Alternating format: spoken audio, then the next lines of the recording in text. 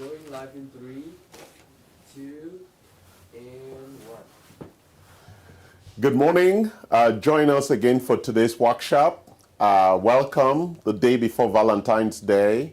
February is accelerating and COVID is still here and vaccinations continue. Thank you for joining us. My name is Charles Sine, CEO of Anti-Fragility Health. We appreciate you joining us, and I hope that you've been enjoying our series so far, our journey to longevity. It's an extensive series. I keep adding things to it because as the more I go into the content and try to look for a simple way to express that content, I realize that there is more and more that we need to share. So today we're going to focus on what we call exercise physiology. But before we do that, I'm going to give you a sense of where we've been, if it's your first time joining us, so you understand the context. So longevity is composed of two aspects, and we graphically represent that in terms of health span and lifespan. Lifespan is how long you live, and health span is how healthy you are for as long you live. The typical curve is like that. So this is around 80 years old. That's the average age that most Americans will die at. And for more than 20 years before they die, there is a significant degradation of health. We want to change that. We want to make sure that you stay longer alive and stay longer healthy. So we change the gradient of that degradation. So you are sick, or perhaps not sick, but die very quickly towards the end of a very long life. Or as my grandfather did, dying in his sleep at 102. That would be a perfect life, as we say in Africa. So we change the curves, or the area under the curve, with regard to length and health.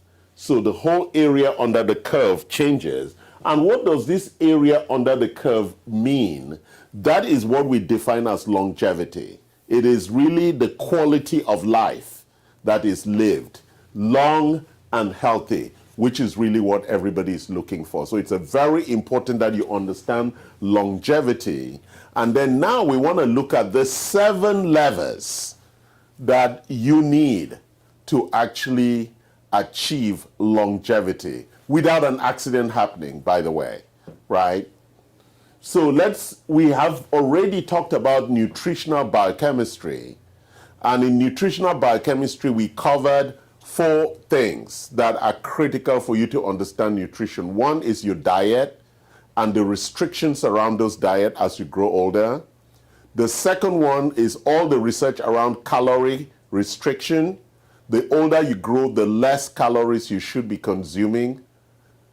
Number 3 is fasting and intermittent fasting, number 4. So those 4 things bring us to a place of deep understanding of the different issues of our circadian architecture and the trigger or the stimuli that food has in that overall architecture for your circadian control, right? There are 2 things that drive our 24-hour clock: light and food. Food is critical metabolically for our survival, but food also can be catastrophic in terms of our longevity. And that's why we talk about those 4 things with regard to nutritional biochemistry. We also spoke last week about implementation roadmap. And in implementation roadmap, we looked at the 4 key steps that are critical plus maturity. The 4 key steps are discovery, insight, action, and monitoring. And then you move to the next level of maturity. And we have 4 levels of maturity: foundation 1 and 2, and Mastery 1 and 2. And those steps will take you, improve your lifestyle so that it becomes almost intuitive, which we'll call habit.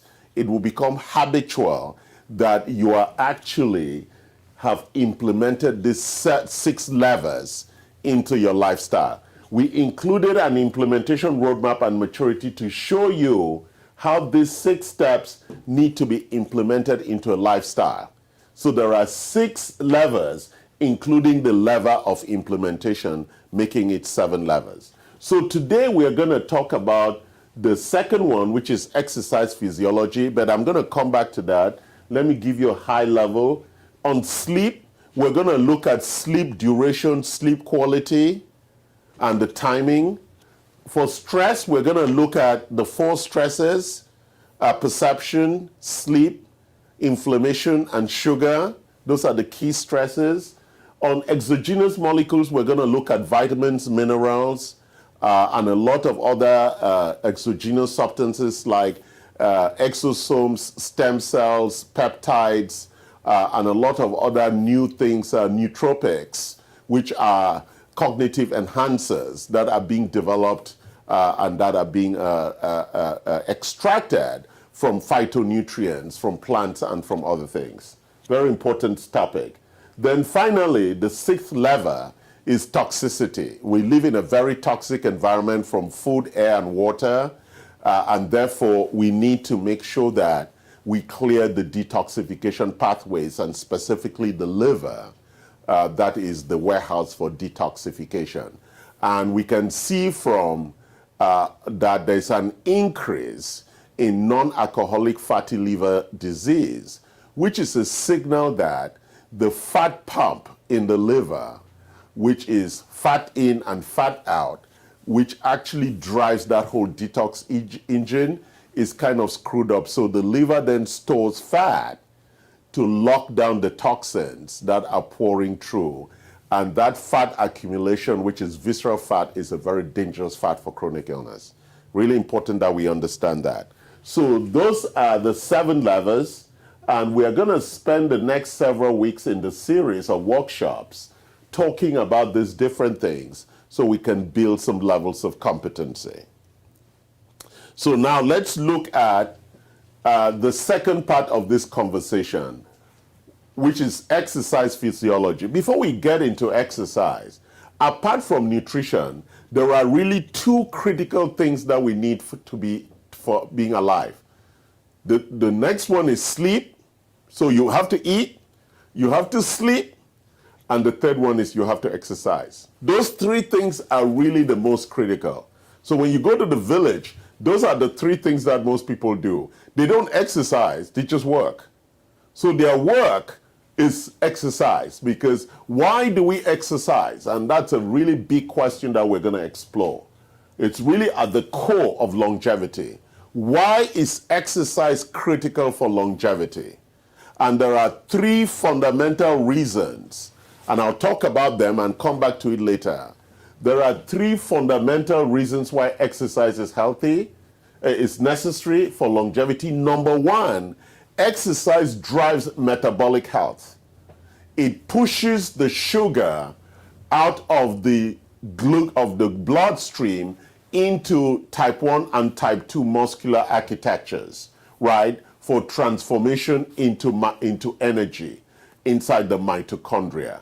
Number 2, the more we exercise, the more we increase mitochondrial efficacy. And what is mitochondrial efficacy? It is increasing the number of mitochondria, but also increasing the efficiency of the increased mitochondria. So if you do not exercise, you are a reduction in mitochondria and reduction in efficiency, and that's why it is difficult. You lose stamina and some other things we're going to talk about. And lastly, exercise helps you to optimize the amount of work you do without the increasing amount of lactates, right? So the more you exercise, the more you can do more work with less pain in the muscles. And the pain in the muscles comes from the accumulation of lactic acid. And therefore, exercise helps you do more work and reduce the amount of lactic acid accumulation, which would cause pain when you exercise. But let's go back and look at really why we exercise and what are the 4 components, structural architecture for exercise. Number 1 is stability. It is the most important thing in longevity. We have to have stability. We need to be able to stand, run without falling, squat, jump, and do all those things, what we call dynamic stability, right? When I'm playing tennis, I run to the ball, but I have to stop and hit with dynamic stability. So I run and stop and I'm in balance, right? I cannot hit the ball properly if I am not in balance. So what we call dynamic stability is a very important issue, because if not, you fall. And we know that as you grow old, most people die from falling. So stability, which arises from dynamic stability, which is moving and stopping without falling, right? Turning and stopping without falling. That's why dance as an exercise is also really an important aspect of achieving stability and flexibility, or things like yoga or Pilates that strengthen our core gives us very, very powerful aspects of stability. So foundationally in exercise, you cannot exercise very well if you don't achieve levels of stability. And stability is a critical component for longevity. People who are not stable cannot live a long life. And what do I mean by stable? They don't have equilibrium, right? First of all, they can't even dance, or they can't stand on one leg, right? Or they can't jump and stay still, or they can't spin and stay steady, right? That ability to be stable, and you see it with golf players, they hit and they hold in position, right? Your coach always teaches you that. You hit and you stay. You have dynamic stability. It's a very, very important point. A lot of people cannot lift one leg and stand on one leg. It's also a test of stability. How long can you stand on one leg? It's a very important test. So that's stability. And there are lots of practices that you can do around that. Like I said, yoga, I said Pilates, and there are lots of other exercises that you could do to achieve stability. And we're going to talk about those exercises because there are 6 zones of different exercise types, and we're going to talk about the most important ones. Not today in a lot of detail, but in next week we're going to continue with exercise physiology because it's a very big topic, and I didn't want to go too deep into it. Next week we'll be talking about something we call a maximum aerobic function, right? We see it here, aerobic efficiency and anaerobic performance. They are really critical issues for good health and for longevity. So let's look at the second one, strength. Muscle, building muscle. We spoke about mitochondria and metabolic health. Really important that you have strength. Without strength, you cannot achieve longevity because strength also gives you stamina. And what is strength? Strength is acquired from doing exercises that help us build muscle and connective tissue. So really critical, zone 1 and zone 5 training, as we're going to be talking about, actually helps build that type 1 and type 2 tissue, where the slow twitch and the fast twitch muscles, type 2 muscles are the fast twitch muscles, the type 1 muscles are the slow twitch muscles, because everything that we do is driven by muscles twitch. And therefore, having those muscles in place is a critical. So that's why when we do body composition measurements, we're looking at lean mass, we're looking at muscle mass, we're looking at bone density, because all those things are very important when we are calculating or looking at building capacity around strength and stamina. So there are two ways in which we generate energy, and we want to use that in a very good way. So aerobic is the process that generates energy without specifically using a lot of oxygen. So we just break down fats and carbohydrates, right? In that process we call Krebs cycle. We're going to talk about it next week. ATP, right? Because we need to use the chemistry of the energy to create energy for us to move. So for example, for me to do this, I'm actually converting ATP, they're breaking down glucose or fat that provides the energy for me to achieve this movement. And typically, when we are in zone 2 training, or when I'm in this restful state, which is zone 1 recovery, I'm mostly using aerobic, the aerobic process of energy generation. The second type of energy generation is called anaerobic. And next week we're going to go deep into aerobic, and then the week after we'll look at anaerobic, because there's a lot of biochemistry that we need to explore so that we get a deeper and clear understanding about this. So when we look at exercise at its core, it's really about mitochondria plus energy plus muscles.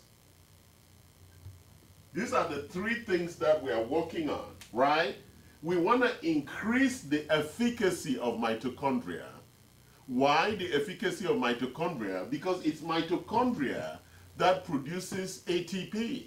The Krebs cycle is driven in the mitochondrial architecture. So the more we have and the more efficient the mitochondria is, the more energy we have. Very, very important. And the only way you grow more mitochondria is really through exercise and building more muscle tissue. Second, key to life is energy. All of life is energy. Without energy, we're dead. So exercise is a critical component of that. And then the source of that mitochondria and the energy making resides deep into muscle tissue. So it's very critical that we understand that in a lot of detail. So let's spend some time and just talk about zone 2 and zone 5. And then next week we're going to delve again into more details into all these issues so that we can get a deeper understanding. So let's start with zone 2. Again, like I said about zone 1, what is zone 1? Zone 1 is when we're at rest, right? If you stay in, most people stay in zone 1 all the time. The reason why most of us cannot squat very well is because we started sitting in chairs very young, and it destroys the muscles that are required for us to squat properly, right? Even I struggle to squat properly, right? But in most other cultures where you do number 2 by squatting, or if you watch little children, they squat naturally. It's a very powerful muscle. But the minute we start sitting on chairs, we lose that ability to squat properly and train those muscles that are required. Zone 2 training, which is a big recommendation for being healthy and being fit, is where you have extensive aerobic performance, and you can do zone 2 exercises for a long time. It's like running on a treadmill comfortably, or walking fast uphill. And I said treadmill, I didn't mean running outside. You want to run at a controlled pace. That's very important. I don't mean running 100 meters or running a marathon. That's different from running on the treadmill. This is zone 2. Or riding a bicycle, or using an elliptical. Things that you can do sustained training for a long time without achieving maximum lactate accumulation. What is that? Where you don't feel cramping, right? So you want to stay in that zone of exercise that would not lead to cramping. That is the most recommended exercise for all of us. About 80 to 90% of your exercise must be driven by that.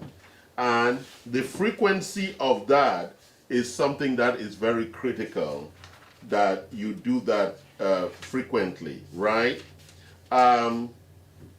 It is important that you find the right posture, because there is a lot of leakage in our architecture, and there are lots of things we're going to talk about next week in how you find the force leakage in when you bend, when you carry, when you stand, to make sure that you do all of those things efficiently and effectively without force leakage. Because force leakage is why we get injury.